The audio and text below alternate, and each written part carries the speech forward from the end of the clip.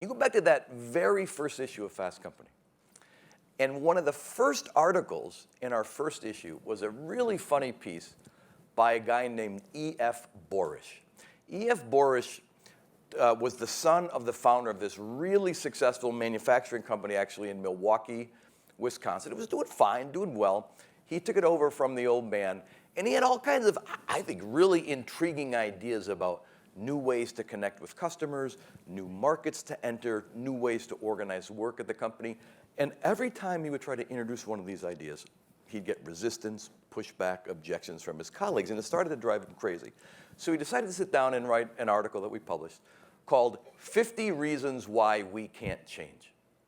And there was no introduction to the article, no conclusion to the article. It was just literally a numbered list from 1 to 50 of all the objections to change he had heard from his colleagues. And what was funny about it was all of the specific objections kind of contradicted one another. So number one was, we've never done anything like this before. Do we have the guts to do it? Number two was, didn't we try this 3 years ago? I don't think it worked. Why would we do it again?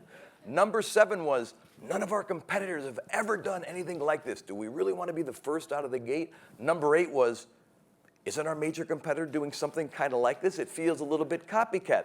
Number 22 or whatever was, that'll never work here. We're too big. We're kind of cumbersome and bureaucratic. Number 23 was, that'll never work here. We're too small. We don't have the resources. I mean, it was so on and on it went, one more contradictory to the next. Now, here's the punchline. We published that article with great fanfare in early 1996. That article was actually, all we did is reprint an article that E.F. Borish first published, believe it or not, in 1959 in an obscure journal called Product Engineering News.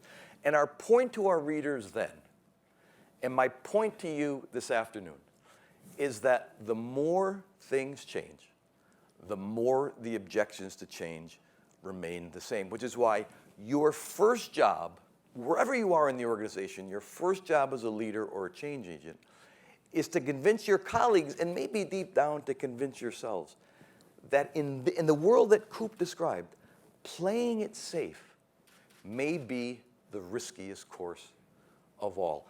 Change begins to happen when people finally conclude that the risk of trying something new is less than the cost of clinging to what's worked in the past. That is a big shift in mindset, but it's the mindset that lets you go about the business of inventing the future.